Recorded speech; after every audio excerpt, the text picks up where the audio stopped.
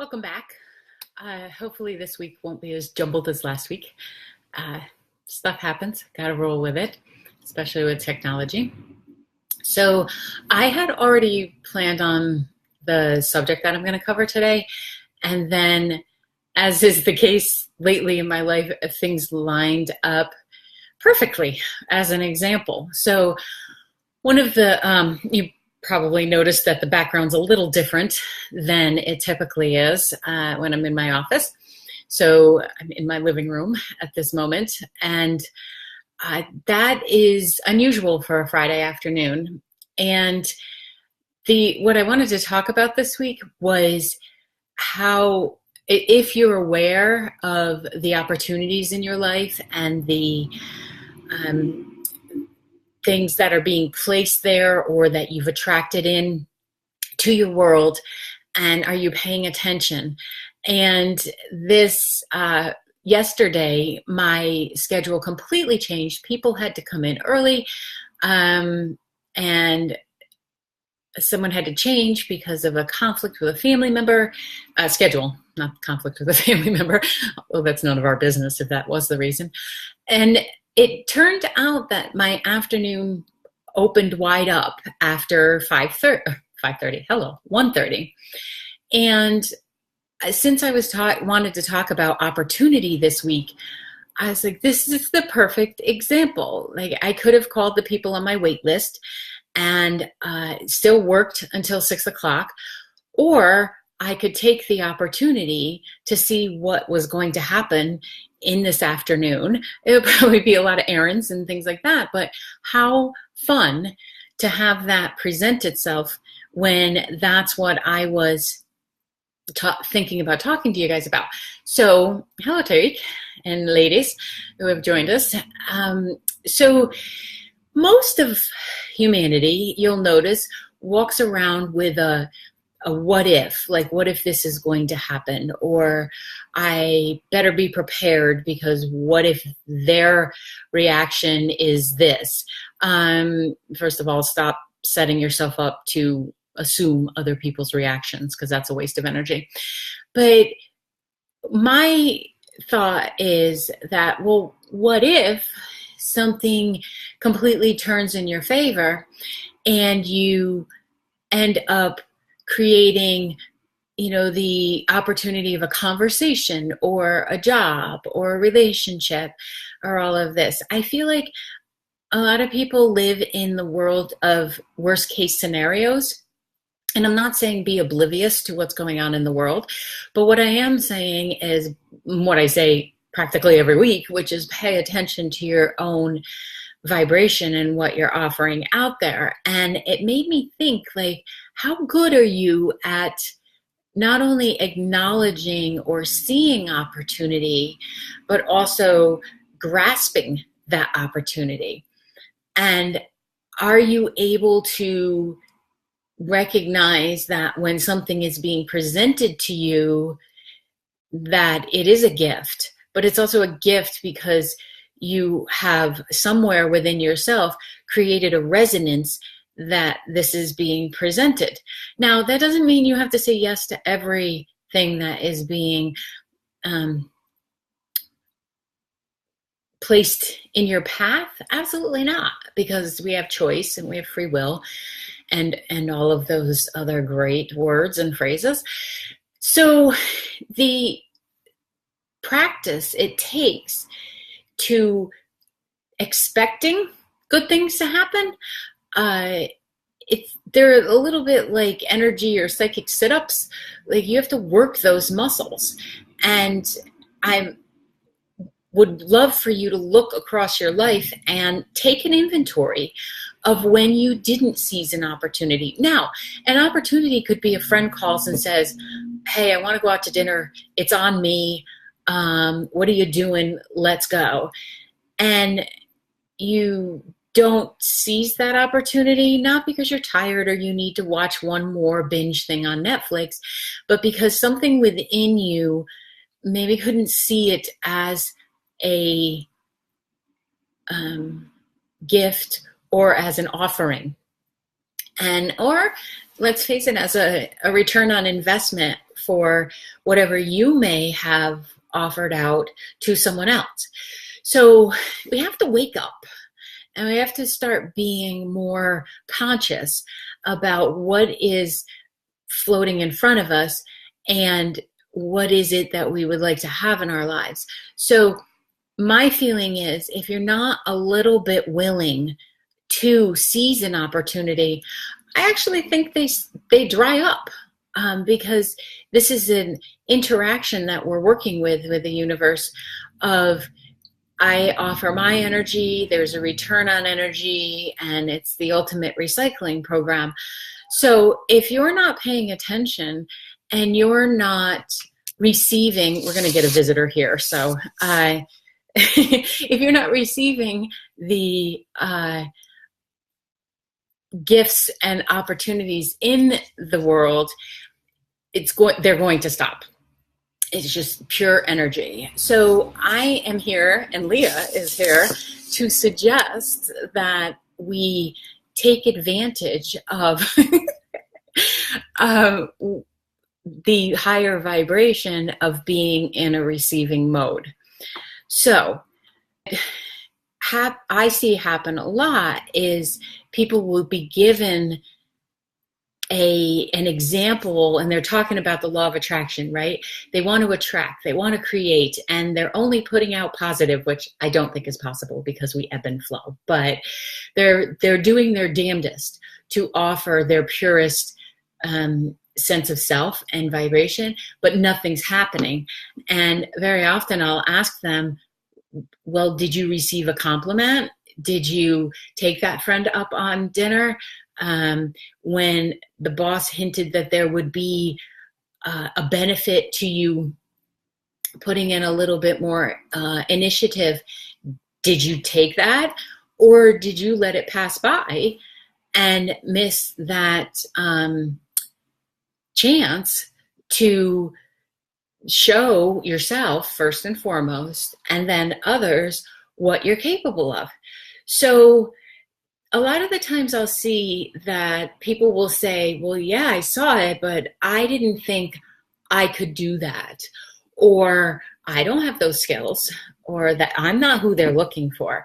Well, I don't think it's up to us to determine what someone else may be looking for. I think it's up to us to be prepared in knowing who we are, what we're capable of, but also knowing that we're never going to learn it all. We have to keep expanding and growing as part of this human experience. And just because you croak doesn't mean that stops.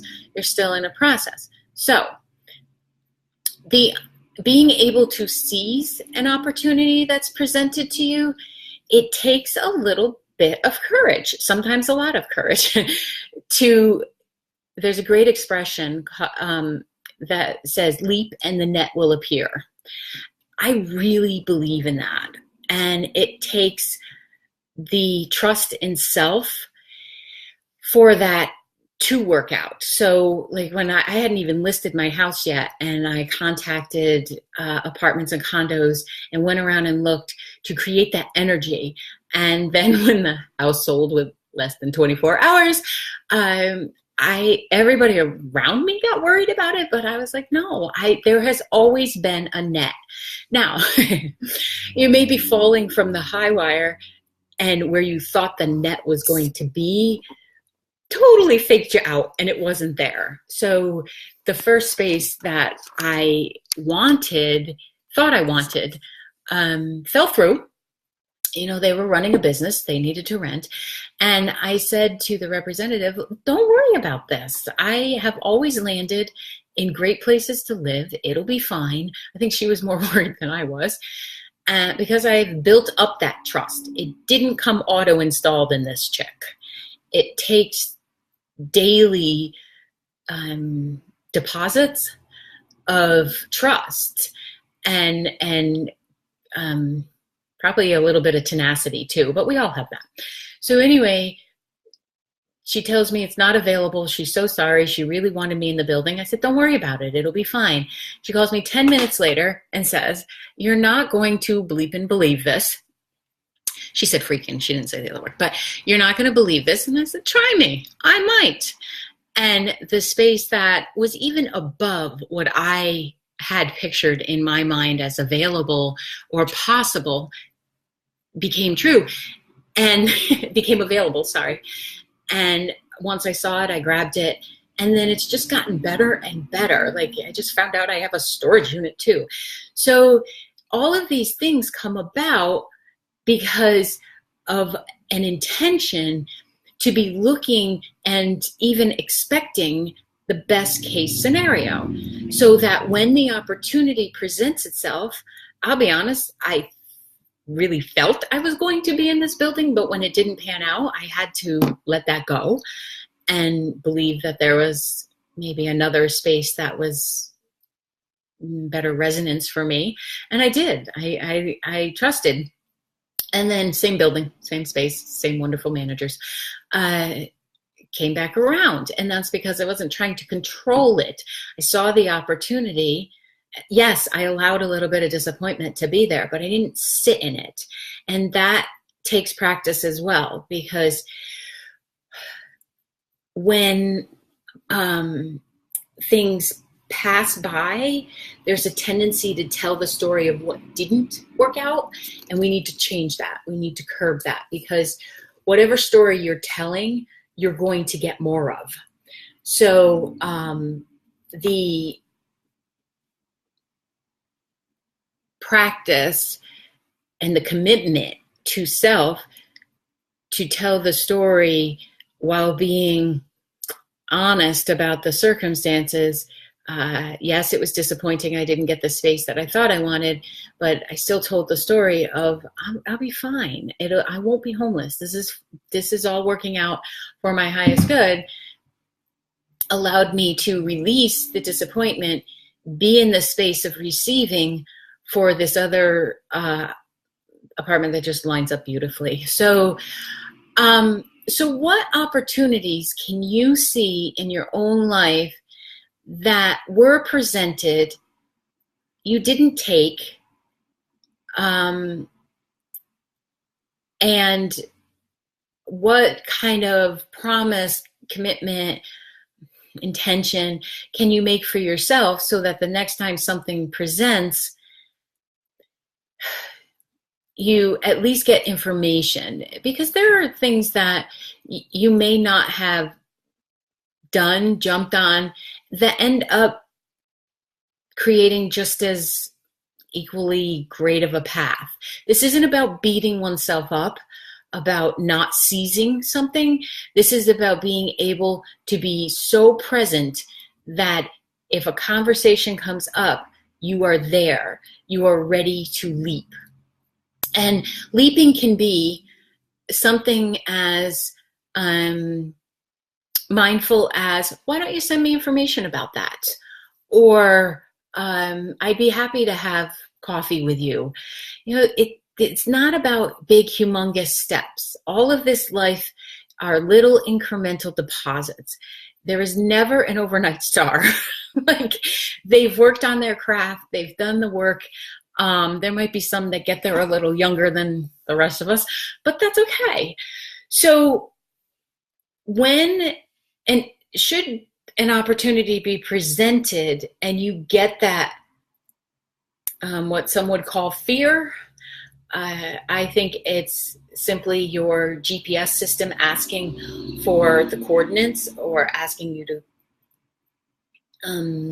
check in and see if something lines up with you. When you get that feeling, however it presents to you, usually as a nervous tummy or like a bouncy feeling, you simply take a breath and ask, is this opportunity? It's not all danger. And there's enough being plowed into our faces lately that only talks about the danger and the negative side of things. And I'm actually going to throw down a challenge that those of you who are resonating with these videos, that you set an intention to no longer join in those conversations, or to at least try to steer the conversations another way. So where in your body does that energy reside?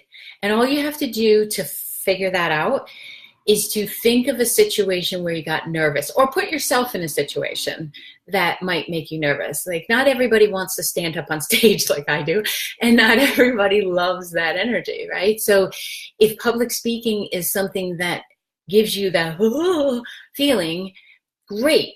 Think of that.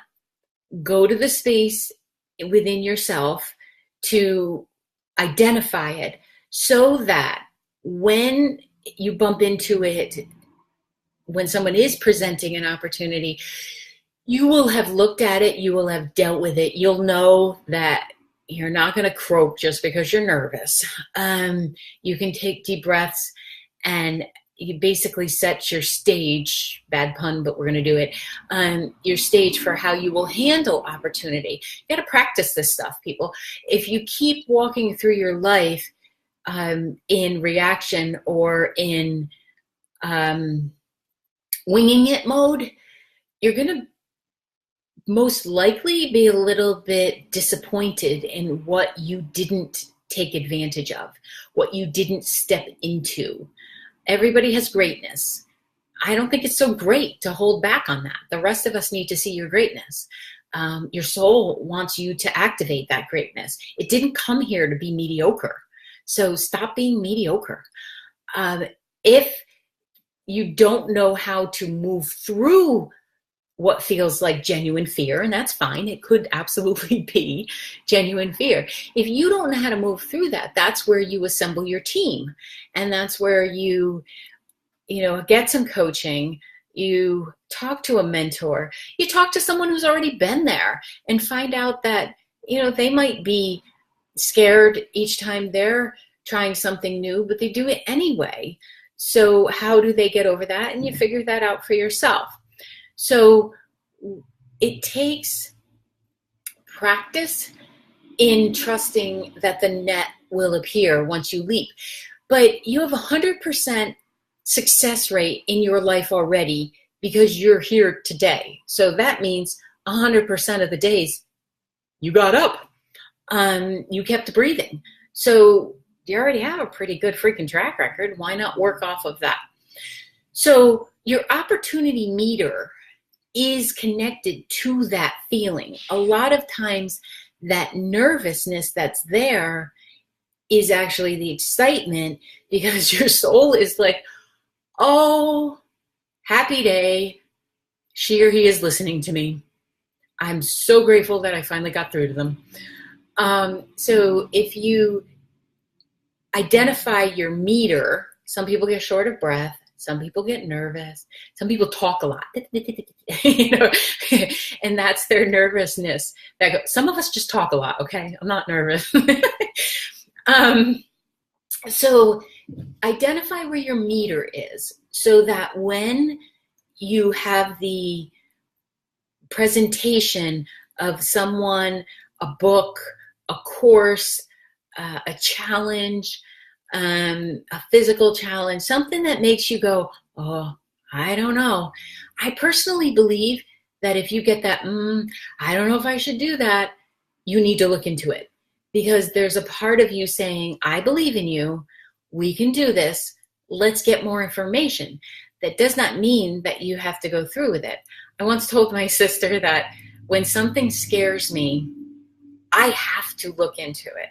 I have to look at what is creating that fear within me that I automatically want to shut down and not do it. Now, if I'm in a dark alley, I get the hell out of the dark alley. I'm not foolish. But if it's about opportunity or moving forward, that I just have to, because the what if I didn't look at it is way more powerful to me than what if I don't do it. If I don't do it, that's fine. I'm usually pretty good with myself because I have looked at it. But so many people are living a limited experience where they're not going to present their art, or they're not going to call and ask that person out, or you're afraid to pursue therapy because maybe it'll uncover something. Well, hello, that's the point, right? To uncover what's in there that's already running on a subconscious level, and to release that puppy so that it's no longer governing your life. So in order to access that opportunity meter, you would want to be willing to look at what scares you, what excites you, what needs to be purged, or what's just ready to go anyway. So once you identify where in your body you get that sensation, maybe the head is tingly, maybe you want to change subject, I don't know. You're going to have to follow yourself around to find out exactly what it is for yourself. For me, I get what I call extrasensory tummy. I get like a EST rather than ESP.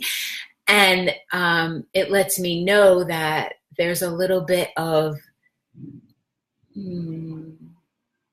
flutter happening that I want to pay attention to. Hey, Leah, sorry. I'll call you Lee.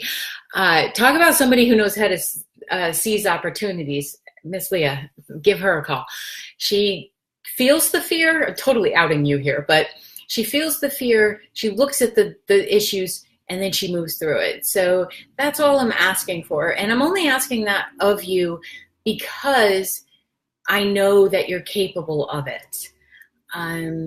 So once you figure out where your meter is, then you can start playing with it. And then you can decide, well, okay, sorry, I know we've had this conversation. My cat's name is Leah, and I screw her name up every time.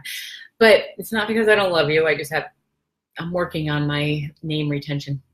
So then you can decide, like, what is the level of involvement you want to do? Maybe the leaping is only 6 inches, right? And you jump and you land and you're good. So maybe that leaping is sitting down, writing a list of what you would like to create, and you don't show anyone. That's a leap of faith. That's you putting out into the universe that on some level I believe in myself. I don't think I'm ready for, quitting my job and starting a business and not knowing where it's going to lead. Great, don't do that. So just ascertain what it is about your life that you want to move forward, because we all have a different vibrational frequency. And then when you have that meter in there, it will become your new best friend, because it will, when you practice it, it will let you know when you're bailing on yourself, essentially. Hopefully without judgment, but it will let you know. A vision board, like Leah says, is a great example of how to connect with what you might want to do, because sometimes you can see a picture and that you didn't even know you wanted it, and then it gets created, right? So years ago, trust me, I would not have thought I wanted to run an ultra, and it doesn't quite make sense to my logical head, but I know it's within me and I have no rush to get there. But I became aware of it because of other, podcasts I listened to, or, 5Ks lead to 10Ks, which lead to half marathons. I'm skipping the marathon thing and going straight to an ultra because I know the marathon doesn't line up with me. The ultra does, probably for the 50th birthday, give myself a year to train. So figuring out where your meter goes off, hopefully over your lifetime, that meter gets raised incrementally, little by little, to when you have that sense of self within you that you trust that you'll be okay. And this is the key. You only need to trust in yourself. You don't have to trust other people. You don't have to trust in the universe. And you don't have to trust in this random thing I call energy and the law of attraction. You do have to learn how to trust that you will show up for yourself day after day. And if you need proof of that, look in the dang mirror, because there you are. You showed up today. You learned how to tie your shoe. You learned how to pay a bill. You learned how to go on a job interview. You can learn how to do anything. I've been working with a lot of young adults, 19, 20, 21-year-olds, and it amazes me the bravery they have, the connection to the universe they have. Yet there's still that inherited feeling of, I can't do that. And that's what we work on, because I'm like, well, could your parents not do that? But could you do it? So you want to also look at, where is your meter installed? And did somebody else install it? Did someone tell you that it wasn't safe to go beyond what you may know yourself to be? Did someone else place a restriction on you that until you're willing to look at that, you're not even going to know it's there? So little self-reflection, lots of inventory, have some fun along the way. Your challenge this week is to sign up, do something that scares you a little bit, because you need to identify where that opportunity meter is. And it's okay if you don't follow through with it. It really is. But you need to check in and ask, why am I not following through with this? What are my reasons? I don't want to. Not a good enough reason here. Go a little bit deeper. Find out why you're not doing it. Look for your why. When it comes to why did someone else do that, I think that's a waste of time. But when it comes to our own selves and asking, why have I not followed up on it? Why am I behind on my blogs? That's the one I'll be asking today. Why didn't I go for that race that I didn't like? That I thought I might not like. Why didn't I nudge myself a little bit? You have to look at those if you're talking about wanting a better life, doing things that are expanded beyond where you are. Absolutely correctly. Get comfortable with being uncomfortable. Feeling uncomfortable is not deadly. You can breathe through it, allow yourself to feel it, and maybe peel away the fear or the scare tactics that are there. Once you get used to being uncomfortable, it passes very quickly. I mean, there's a reason that emotions, 99% of the word is motion. They need to move through. And if you allow yourself to feel uncomfortable, the next step is feeling a pride within yourself, or a gratitude for self. Last week I was talking, was it last week or the week before? I can't remember. Talking about how you have naysayers in your life and people who don't necessarily want to support you. And the person who said that I run from my emotions, I don't know if I brought that up or not. I'm bringing it up. And I said, well, then they're not a runner, because if you run, it's uncomfortable. It's just the truth of it. There's some beauty in it. And then there's some, holy crap, I can't breathe. My legs hurt. Why the hell do I do this? Oh yeah, that's right. Because it feels so freaking good afterwards. But you got to move through the uncomfortable. And that may be having a conversation with someone. I said to someone this morning, he was in a horrible relationship. Really, women can be horrible too, it's not only guys. And I asked him, I said, well, I just don't understand why you would want to stay in this relationship. And it was more about being uncomfortable about moving forward. And I get that. But I'm sorry, then you're no longer a victim, you're a volunteer.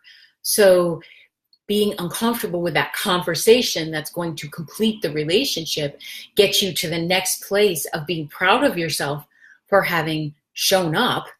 And then there's usually a little bit of euphoria that follows that says, I freaking rock. And I just want everybody to feel that. So Jane, how can you be comfortable with your guides? Or getting comfortable with your guides? I'm not sure what your question is, but I'm gonna go with being comfortable with your guides. Okay, so spirit guides, taking a little turn here. You can become comfortable with your guides once you realize they aren't judging you. There is no judgment in the spirit guide realm. That doesn't mean you get to be an ass in this realm. That just means that they are there, they understand the human process, and they know that we have to go through certain growth curves in order to get things. So how would you be more comfortable? Perhaps you could sit there and recognize that, you know, these are the best friends you'll ever have that have no agenda, and maybe sit in that for a couple minutes, because that's going to feel a little different. As humans, we naturally come with conditions. So the other way of becoming comfortable with your guides, it's about the same advice as when somebody says to me, I want to write a book, but I can't do it. You got to put your ass in the chair. You have to sit down, make that appointment, connect with them, allow whatever comes in and not judge it. A lot of the times when we're talking about any kind of connection with the spirit realm, we think it's going to be this marching band coming through with big old messages and everything. And that's not the case. It's very subtle. So, oh, thank you, Jane. You're going to give me a wrap up to this. So the subtlety and energy that it takes to connect with that, with your guides, with your angels, with those who cross any of the non-physical realms, is the subtlety it takes to connect to that opportunity meter. That was good. You gotta give me that one. It takes the moment, becoming comfortable enough with yourself that you'll allow whatever feeling, whatever emotion shows up to be there. And then start trusting in your track record. So go find something. Look in those filing cabinets in your brain. Go find something that you recently did. I'm okay 5 years back. Let's not go further back than 5. So within the last 5 years that you feel like you completely rocked it. And to be clear, this can be as as ugly as my last half marathon was. Even though it wasn't the time I wanted, it wasn't as joyous as I wanted it to be, I crossed that finish line feeling like I hung in there, and that's what I'm the most proud of. And I'll hit my time on the next one in September. So it is incredibly subtle. So that means you have to turn down the riffraff. And it comes back to that, being calm and allowing it to come in. So go find something you did within the last 5 years that you rocked. If you made the best banana bread, if you remembered somebody's birthday, if you did something along those lines, gave a talk and you felt empowered, took a course, moved, ended a relationship that wasn't supportive, invested in something, paid off a bill, any of that kind of stuff, smiled at a stranger when that scared the heebie-jeebies out of you before, any of those things, go find something. And you're going to remind yourself daily that even though I didn't think I could do that before, I did it. That means I am already a success. Anything I add to this are just sprinkles on ice cream. So, thank you so much for joining me this week. A little long, but hopefully you got what you needed to hear. And this may be my last broadcast from the abode here. So thank you so much for being part of this journey. And I hope you have a fantastic weekend and week to follow. And if you need help with releasing that fear, or if somebody else installed something, it happens, that you would like to have removed, give me a call and we will do that. So thank you so much. Have a great week.